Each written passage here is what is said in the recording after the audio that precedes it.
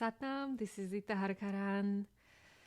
So, today it's a little special, little different video.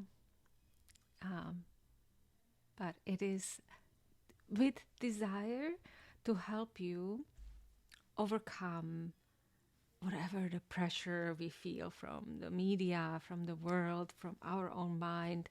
This is kind of a health, mental wellness video, okay? So,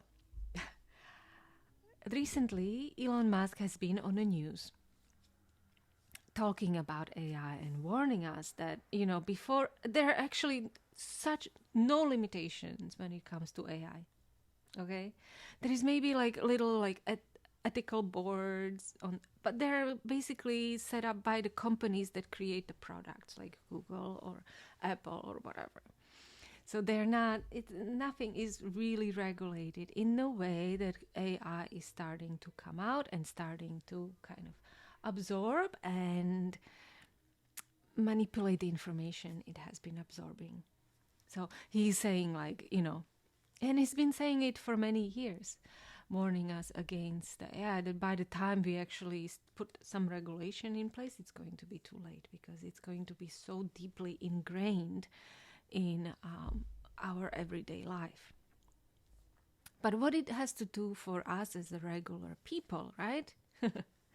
So the way the AI, and a reason for the AI is that it is here to sell products. It is designed by the companies to sell products. And they don't care about people. They don't care about what you are feeling, what's going on, right? They care about their product and to be able to sell it, as much of it as possible.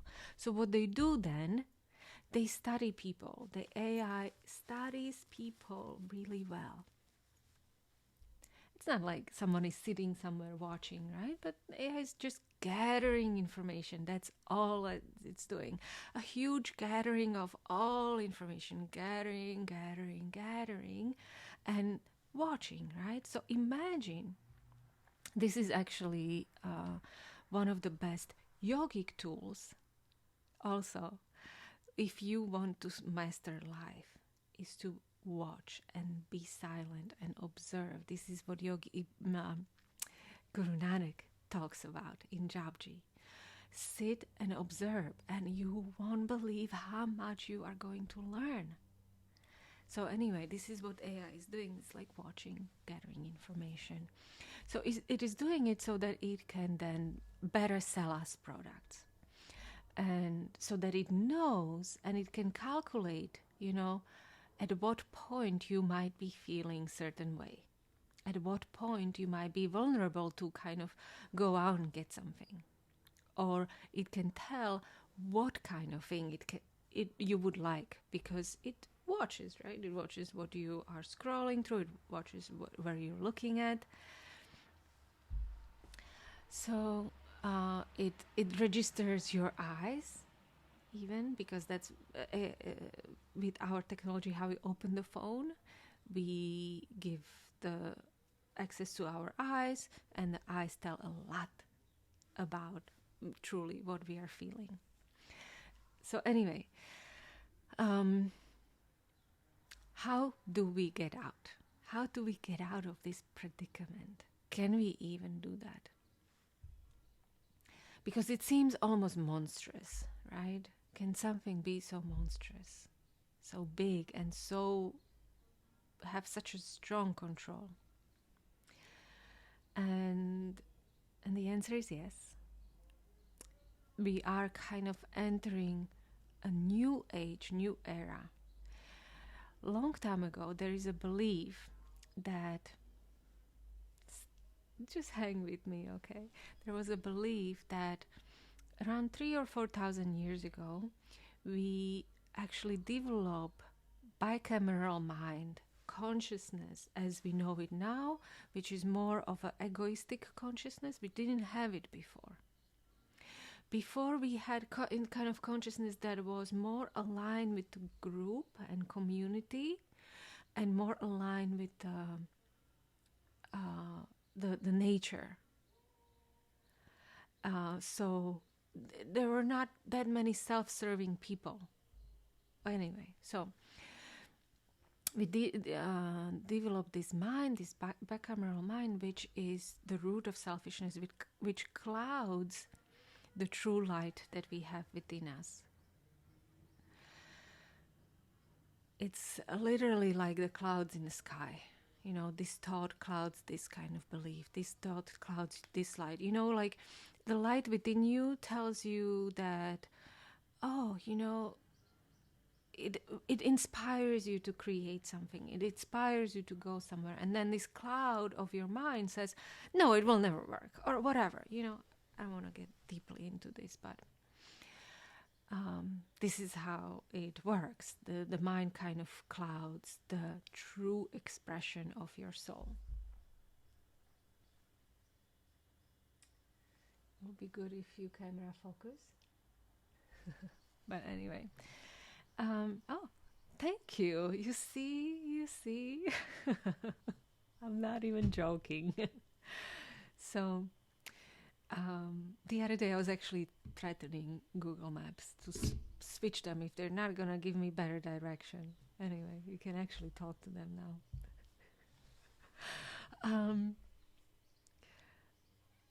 So I was talking about the bicameral mind, where we develop new mind, new way of looking at things, at life, at reality. And it became actually more limiting. It became cloudy as if. And we lost a little bit of that touch with the light within us. So we lost even understanding of what's right, what's true and not true. And started to trust our mind more than the light within us. Now, with social media and with all media that's coming out, we are entering, and with AI, we are entering the new stage of layering of our beautiful light, okay? Of new kind of reality perception layering that is not quite true, but it is there nevertheless.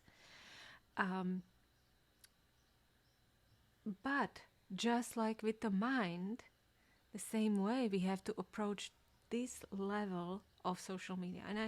And the reason why I'm talking about, because I've heard few people that quit social media because they were depressed. They were completely depressed. But the answer is never in quitting something. There were people who like quit computers, right? Because they think, oh, it's not good. There are people that actually don't have children because they believe that we live on an overpopulated planet. There are people that, eat only certain things only to find themselves that their diet is so limiting and then they're very sick. So I personally don't believe the answer is to limit yourself because of some belief. The answer, the true answer, because then you just, you end up living in a little box. That's not good. That's not what we want. So the answer really lies within us. And understanding and understanding that what we are perceiving with our mind, what we are perceiving, how even social media makes us feel, is not the truth. It's not the truth and it's not the reality. It is just a little kind of like a picture, It's like, it's literally like a picture that you take on a phone. It's just a glimpse that does not have the whole perspective. It can have filters, it can have whatever, okay? So we need to find that space in between, where we go in between and connect with the light, and from there insert our thought. So, for example, this is what I started practicing. This is what I realized yesterday, and that's why I'm making this video. as I was like scrolling through social media, you know, of course, I started to feel inadequate. There was like a jealousy there. Oh, everybody's here doing this and that. And then I said, oh, actually, this is not me. These people, everybody that's there, they're not here to make me feel upset. And you know what? And by being upset, I'm just harming myself. So I said, bless you, bless you. You're doing amazing. You're fantastic. I came truly from my heart. I found second within me. And I said, I'm going to switch the way I look at this. I'm going to switch, and I'm going to switch to look at this social media, this feed, as like, wow, wonderful, beautiful, great, good for you. You're doing amazing.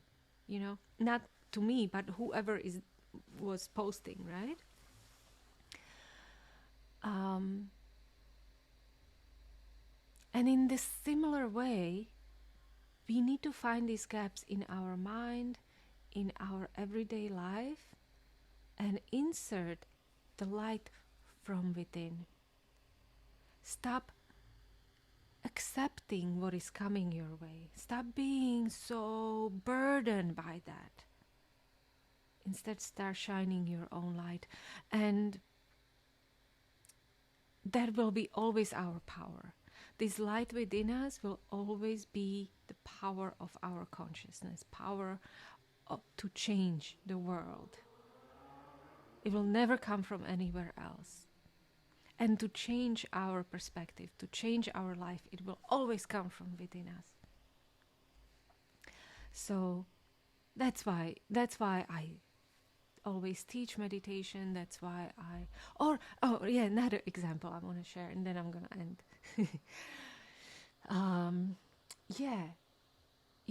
Once again I was like starting to feel like, oh, I need to started feeling wrong somehow, and I was like, no, I need to go outside and get something and buy something, or just like change the scenario or whatever, right? And then I said, no, hold on. You're just running away. You're just running away and trying to put something else to kind of pacify or make you feel a little better. Instead, I sat here. I started chanting Om Namo Gurudev Namo Gurudeva. That immediately inspired me to put on turban. I put on these white clothes. And then I started making this video. But it was in that meditative state that I found that I don't need to run away, that I don't need to go and chase something or escape something. The answers are within me, that I don't need to buy something to make myself feel better. So this is not always possible, right? But I'm just saying that every moment you have this option. Yeah, just believe it. Once you start focusing on these gaps, it's like a habit. You'll be able to just insert it immediately. And you know what? The technology will have nothing to say about this. It will just be like, cool, good for you, because you're stronger than me. I bow to you. This is what technology will say.